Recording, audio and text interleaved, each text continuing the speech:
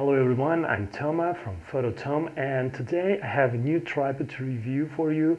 It's another tripod from K&F. It's a carbon fiber. It's their TC2534. I think this is the new version, and I'll tell you what I think about it and all the specs.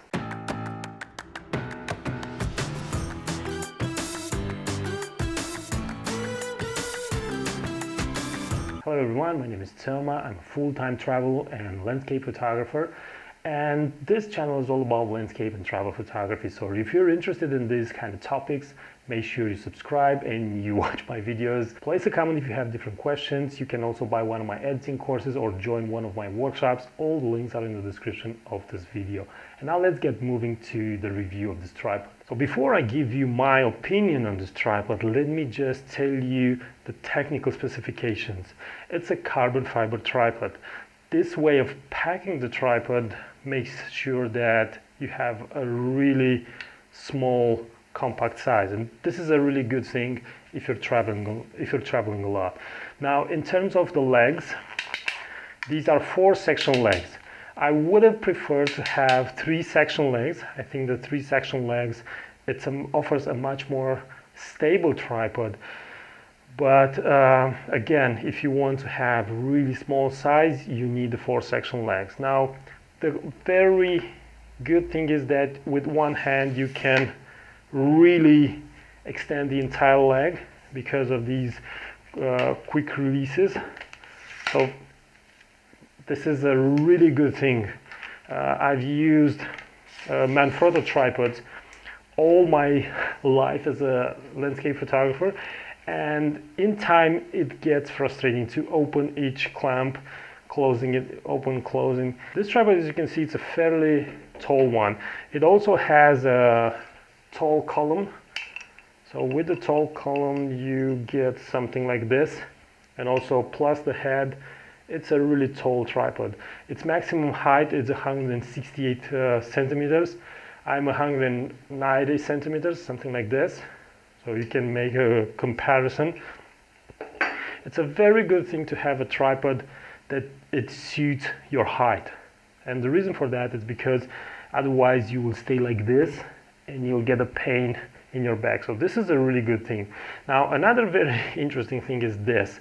I never had something like this on my tripods, but it's very useful to have something like this to cover the head of the tripod whenever you are hiking in cold winter windy conditions. I had numerous occasions when my quick release plate from my Monopod froze, and I wasn't able to defroze it. I just had to go like this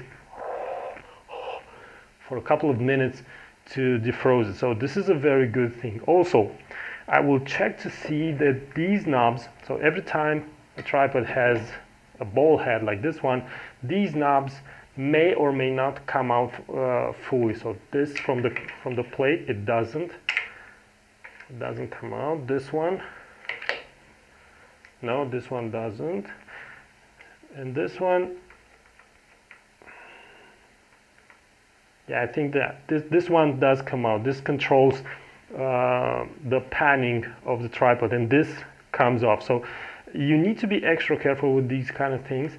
It's a good thing that only one knob can come out, but it's an important one, so you need to be very careful. And that's why having this on top of your tripod head, it's very useful, because I hiked a lot in thick vegetation. You know, I like to photograph forests, and because of that I lost knobs on my Monopod tripod, and trying to buy one of these small knobs, it's a real pain.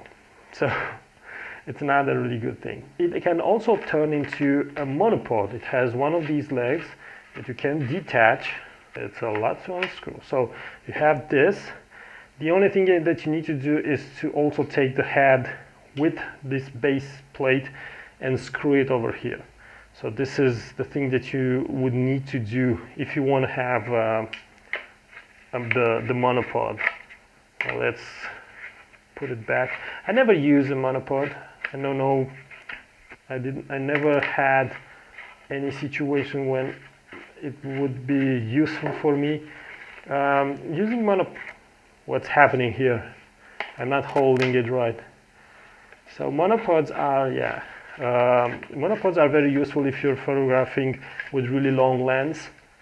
And you don't need a tripod.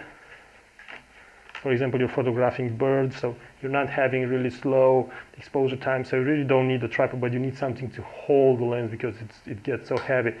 This head, K&F claims that it supports 10 kilograms, which is really good. It feels really sturdy as a head. When I lock it, it's fairly steady. The thing that I don't like on this head, I think I mentioned it before, is this plate, which is Arca Swiss compatible. It's not quick release. You have to turn this knob, something like this, which in normal situations like this one inside studio, it's not a big problem, but I don't know how I would feel if I would do this an entire day. I guess I will find out, because I'm planning to use this tripod a lot because of the Arca Swiss plate. On my Manfrotto, they don't have L bracket plates. They only have one L bracket, which is really thick, heavy, and it doesn't suit all the cameras. I can't, for example, on my Canon EOS R, I can't do this. I can't open my LCD, so I don't like this. So I will buy an L plate, Arca Swiss compatible, and I will try to use it with this tripod. Now, even though this is a 4-section tripod, I noticed when I did this motion, it's pretty stable. It's just like my